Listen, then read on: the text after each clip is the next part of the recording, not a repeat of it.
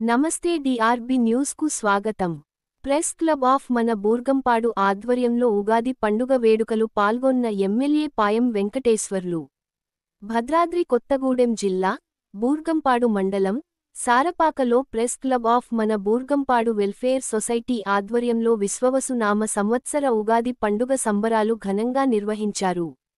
ఈ సందర్భంగా ముఖ్యాతిథిగా పినపాక శాసనసభ్యులు పాయం వెంకటేశ్వర్లు పాల్గొని ప్రసంగించారు.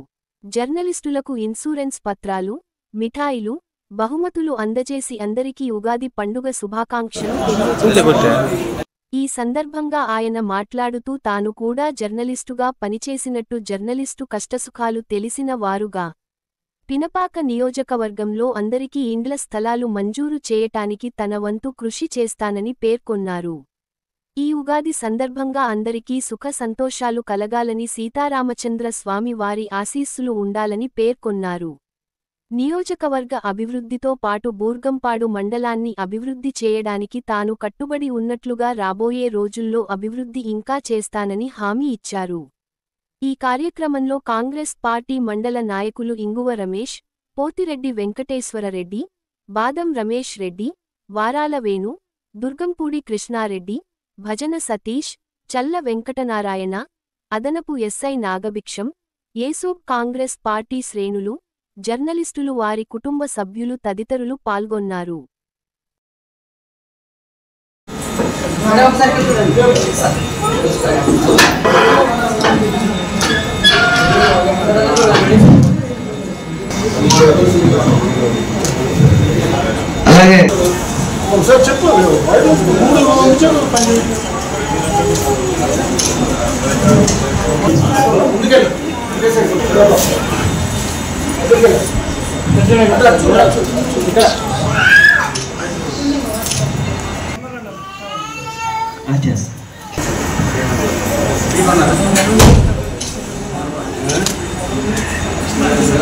Joseph గారికి మై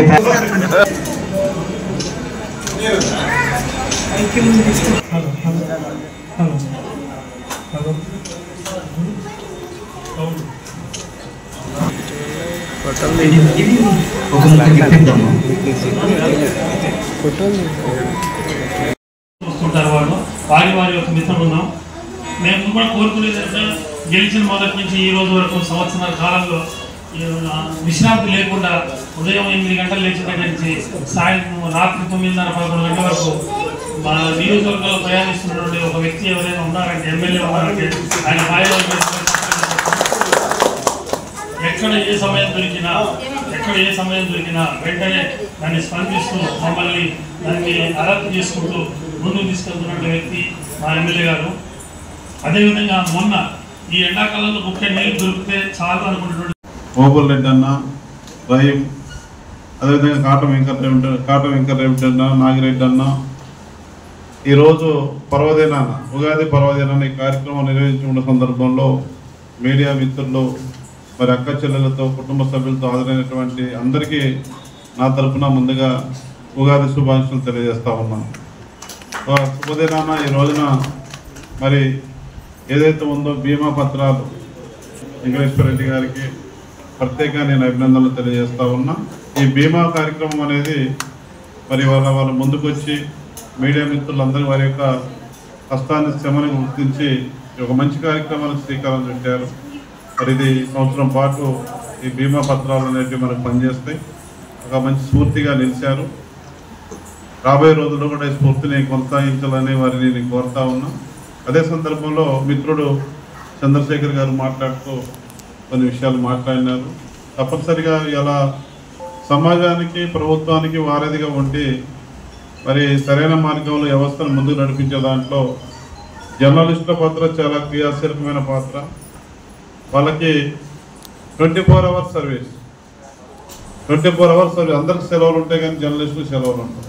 ప్రతిరోజు లేచిన దగ్గర నుంచి పడుకునే వరకు కూడా ఈ సమాజాన్ని సరైన మార్గంలో పెట్టడానికి, ఈ సమాజంలో లోటుపాట్లని పరిపాలన చేసే అధికారులకు తెలియజేయడానికి, ప్రభుత్వానికి తెలియజేయడానికి, వాటి ద్వారా వెంటనే రెస్పాండ్ అయ్యి మరి సరైన మార్గంలో ప్రభుత్వ పథకాలు కానీ, అభివృద్ధి కార్యక్రమాలు కానీ కొనసాగడానికి, సమాజంలో ఉన్నటువంటి గ్యాప్స్, ఇష్యూస్ ఏదైనా ఉన్నా పత్రిక మీడియా ద్వారా తెలుసుకొని వాటి మీద స్పందించి పరిష్కారం చేయడం జరుగుతూ ఉంటుంది. అంత సేవ చేస్తున్నటువంటి మరి విలేకరులకు తెలంగాణ రాష్ట్రం ఏర్పడిన తర్వాత ఇప్పటి వరకు సరైన గుర్తింపు లేదు. మరి 2014లో కూడా ఎన్నికల సందర్భంలో కూడా ఆ రోజున ఉన్నటువంటి మరి 10 సంవత్సరాల అధికారులు పాలకులు కూడా ఫస్ట్ మేనిఫెస్టోలో పెట్టారు. తెలంగాణ ఉద్యమం రావడంలో, తెలంగాణ రాష్ట్రం ఏర్పడడంలో క్రియాశీలక పాత్ర మరి అందరికంటే ఎక్కువ పోషించింది మీడియా మిత్రులే. అది ఎలక్ట్రానిక్ మీడియా, ప్రింట్ మీడియా. వారు ఇచ్చినటువంటి మరి ఏదైతే ఉందో రాతల ద్వారానే మరి ఢిల్లీ దాకా తెలంగాణలో ఎప్పటికప్పుడు ఏం జరుగుతుందో తెలియజేసి, ఎలక్ట్రానిక్ మీడియా, ప్రింట్ మీడియా ద్వారా తెలియజేసి మరి ఒక కనువిప్పు కలిగే విధంగా తెలంగాణ రాష్ట్రం వచ్చే దాంట్లో క్రియాశీలక పాత్ర పోషించినటువంటి మరి జర్నలిస్టుని, విలేకరుల్ని గత ప్రభుత్వం విస్మరించింది. మేనిఫెస్టోలో పెట్టారు. ప్రభుత్వం రాగానే వెంటనే తెలంగాణ రాష్ట్రం ప్రకటన చేయడం, ఎన్నికలు రావడం. మరి వారి మేనిఫెస్టోలో పెట్టారు. 10 ఏళ్ళు అధికారంలో ఉన్నారు. ఏం పెట్టారు మేనిఫెస్టోలో? జర్నలిస్టులు పాత్ర మరవలేనటువంటిది తెలంగాణ ఉద్యమంలో. తెలంగాణ రాష్ట్రం వచ్చిందంటే ఎక్కువ పర్సెంటేజ్ వాళ్ళదే ఉంది ఇందులో పాత్ర.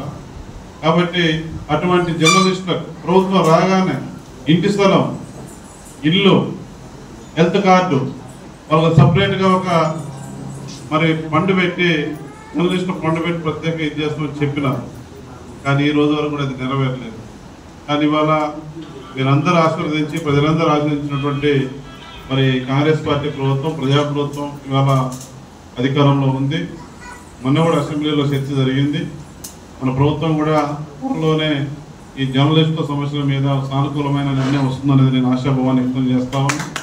నేను కూడా జర్నలిస్టులు, నేను కూడా ఒకప్పుడు విషయాలందరిలో విలేకరులు చేసిన, నేను 3 సంవత్సరాలు చేసిన, అక్రెడిటేషన్ కార్డు కూడా మరి తీసుకోవడం జరిగింది. జర్నలిస్ట్గా పనిచేసింది. నేను కూడా విద్యార్థి సంఘాల నుంచి కూడా పనిచేస్తూ ప్రజా జీవితంలోనే ప్రయాణం చేస్తూ ఉన్నాం.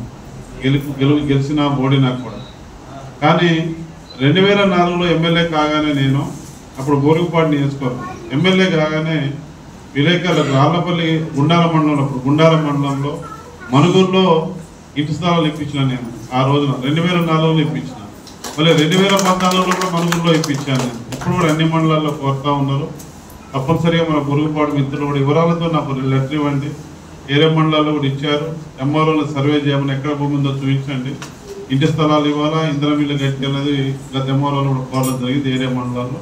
ఇది కూడా మీరు వివరాలతో చెప్పడమే కాదు, వివరాలు ఇవ్వండి. ఖచ్చితంగా నేను ఎంఆర్ఓ గారికి చెప్పి ఇంటి స్థలాలు ఎక్కడ ఉన్నాయో ఐడెంటిఫై చేయించి నా కోటాలో ఇంధనం బిల్లు ఇచ్చే కార్యక్రమం కూడా నేను తీసుకుంటానని చెప్పేసి ఈ సందర్భంగా నేను తెలియజేస్తాను.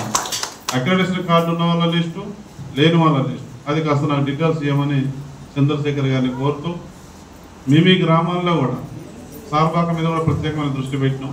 గెలిచిన తర్వాత ఈ మండలానికి, సారపాక ప్రాంతానికి వచ్చినన్నిసార్లు ఎక్కడికి పోలేదు. కాబట్టి సారపాకలో ఈ పీరియడ్లో మన గవర్నమెంట్ ఉంది. డ్రైన్స్ కానీ, సీసీ రోడ్లు కానీ, కరెంటు సమస్య కానీ, డ్రింకింగ్ వాటర్ సమస్య కానీ ఏది ఉండడానికి లేదు. స్లమ్ ఏరియాలో వచ్చిన దగ్గర నుంచి మరి ప్రత్యేకమైన దృష్టి సారపాక పంచాయతీ మీద, మేజర్ పంచాయతీ మీద పెట్టాం. ఈ ఏరియాలో ఉన్న స్లమ్ ఏరియాలో ఎవరు కూడా ఇబ్బంది పడకుండా, మంచినీళ్ళకి కానీ, కరెంటు లేదని కానీ, రోడ్లు సరైన రోడ్లు లేవని కానీ, డ్రైనేజ్ వ్యవస్థ బాగాలేదని, కరెంటు బాగాలేదని, ఇక ఏరియా సమస్యలు ఏమున్నా సరే అవన్నీ కూడా ఉండకుండా పరిష్కారం చేసే మార్గంలో ముందుకెళ్తా ఉన్నాం. ఇప్పటికే దాదాపు సిమెంట్ రోడ్లు, డ్రైన్లు, అక్కడక్కడ కరెంటు పోలు ఏర్పాటుకి 3 కోట్లపై ఖర్చు పెట్టాము. సంవత్సరం 12-13 నెలల్లోనే. మామూలు విషయం కాదు. 3 కోట్ల పైన ఖర్చు పెట్టాం. మరి సిఎస్ఆర్ నిధులు కలుపుకుంటే ఇంకా ఎక్కువ ఉంటుంది. మరి డ్రింకింగ్ వాటర్కి అక్కడ 1 కోటి రూపాయలు ఇచ్చినాం. పనులు కూడా అయిపోవచ్చినాయి. మరి డ్రింకింగ్ వాటర్ పనులు, ఇంకా డ్రైనేజ్ వ్యవస్థ ఇవన్నీ కడతా ఉన్నాయి. ఎక్కడంటే అక్కడే కడతాం, చేస్తా ఉన్నాం. పూర్తి స్థాయిలో అభివృద్ధి పదంలో ఈ సారపాకతో పాటు ఈ మండలాన్ని కూడా పూర్తి స్థాయిలో అభివృద్ధి పదంలో తీసుకెళ్ళడానికి నా వంతు ప్రయత్నం చేస్తున్నాం. అదేవిధంగా మన ఏదైతే ఉందో మన సీతారామ ప్రాజెక్టు ద్వారా మనకు పంటలు ఎండిపోతున్నాయంటే వెంటనే మన మంత్రి గారు, రెవెన్యూ మంత్రి గారు పొంగులేటి శ్రీనివాస్ రెడ్డి గారికి హైదరాబాద్ వెళ్ళి కలిసి వారిని మన ఉత్తమ్ కుమార్ రెడ్డి దగ్గర తీసుకెళ్లి ఇరిగేషన్ శాఖ మంత్రి గారికి, వాళ్ళతో మళ్ళీ ఈఎన్సీ ఇరిగేషన్ పెద్ద అధికారులు వాళ్ళకి ఫోన్లు చేపించి దగ్గరుండి వెంటనే మనం పంటలు ఎండిపోకుండా దాదాపు 400 నుంచి 500 ఎకరాల వరకు పంటలు ఇవాళ కాపాడినాం. దోమలవాగు చెరువులోకి ఇచ్చినాం. చాలా ఆనందంగా, సంతోషంగా ఉంది నాకు. ఈ రైతులందరూ కూడా సంతోషపడుతున్నారని ఇందాక చంద్రశేఖర్ మాట్లాడుతూ వారి మాటలు చెప్పారు. అంతకంటే ఆనందం ఏం కావాలో ప్రజాప్రతినిధిగా